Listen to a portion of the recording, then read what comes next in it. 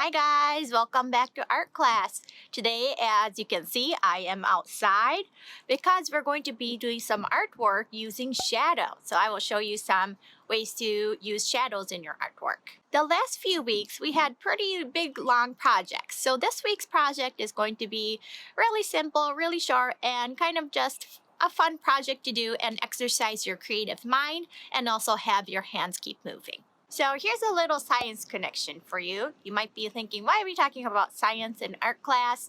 But artists are actually inspired by science a lot, and shadows are one of those. Shadows are created by light, and wherever the light is not hitting, of course, you get a shadow.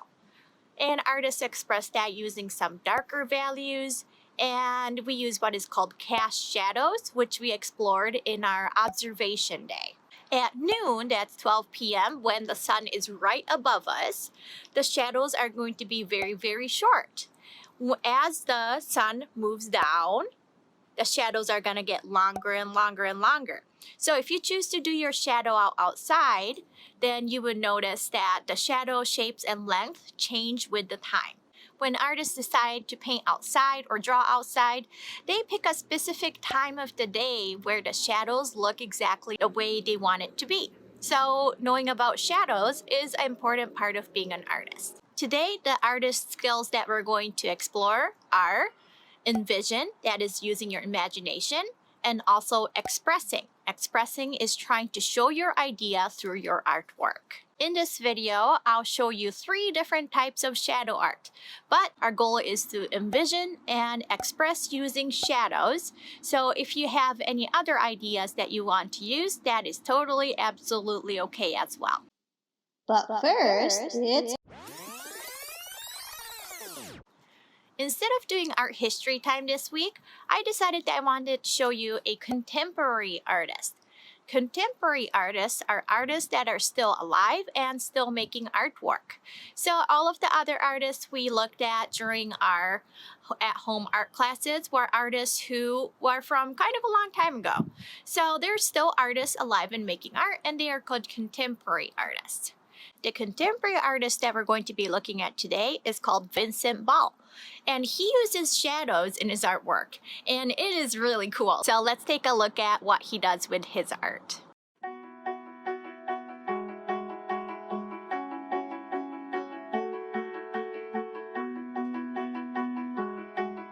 My name is Vincent Ball, I'm from Belgium, and I'm a shadowologist. Now, what does that mean? Well, I make drawings with the shadows of everyday objects. And it all started with the shadow of this teacup. One day I was working on a script and the sun was shining on my desk, and I saw that the shadow of this teacup looked a lot like an elephant. So I drew some lines, I took a picture, and I'm also addicted to all the screens and social media, so I posted this picture on Facebook and Instagram, and people really seemed to like it. So I said, okay, I'm gonna try to make one of these pictures every day. Let's see if I can make 100.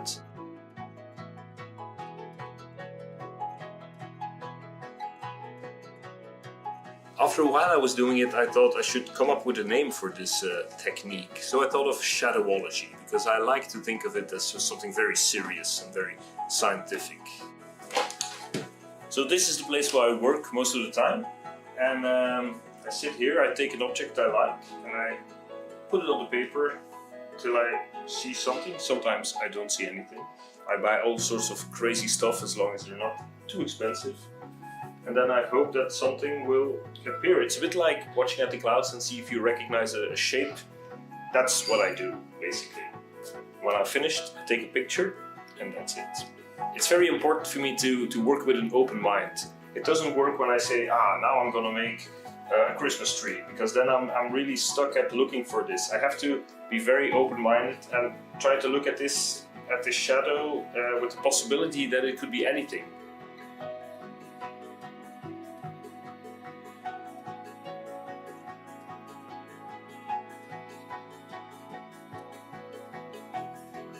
And another thing, working with the sun, you have to be really quick, because the sun is moving all the time. So at one point the shadow will be here, and then 5 minutes later it's already here. So you have to be really quick. And of course, when you have a good idea, something will sabotage you and a cloud will become for the sun. So working with the sun is really stressful. that's why I have these little friends, the lamps. And I can really play with it a lot. And if I don't like this light, maybe this light will work.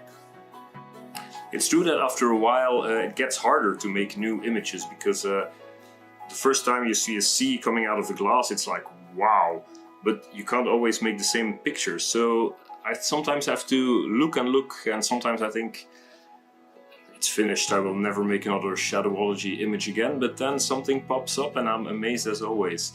And I think that's the thing that I love most about doing this, is that I'm surprised myself at what comes out.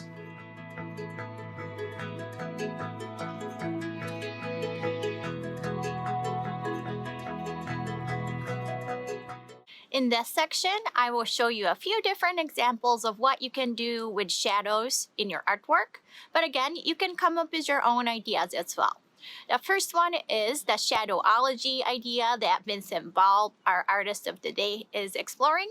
The second one is using the change in length and location of the shadows throughout the day. I talked about how the shadows change during different times of the day. And the second one is going to explore how to use that to make artwork. The third one is going to be how to use shadows to make a still life drawing. And that's going to be shadow tracing. So the next section, I'll show you these ideas. The first Shadowology or shadow doodle drawing that I tried, I used an open book.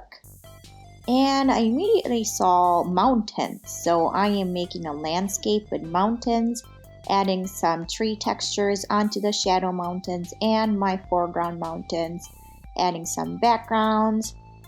And here's my finished landscape drawing using a shadow. The second one that I did is a upside down glass, and I saw kind of a monkey's face, so I added the face and the arms, and here's my monkey shadow doodle.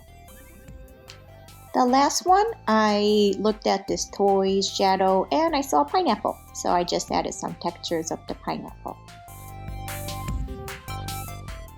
This is the project where I'm going to be using the movement of the shadows over time to make my art. So I just have a white piece of paper and put my object, which is a clock, on top. And about every 30 minutes, I trace the shadow onto my piece of paper. Just make sure that your paper and your object don't move while you're doing this experiment. So for my project, I just decided to do an abstract design. But of course, you can try and turn it into something, kind of combining this idea with the Shadowology project that we did before this one. So I'm coloring here, and I also added a few lines. I saw that a lot of the lines were very straight, so I thought it might be interesting to add some curvy lines to add some contrast. And here is my finished abstract design using shadows.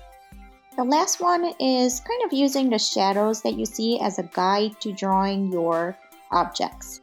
So once I'm done tracing my shadows, I'm going to observe my shapes of the objects and add the details.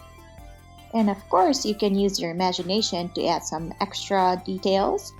And also you could add a background and color as well.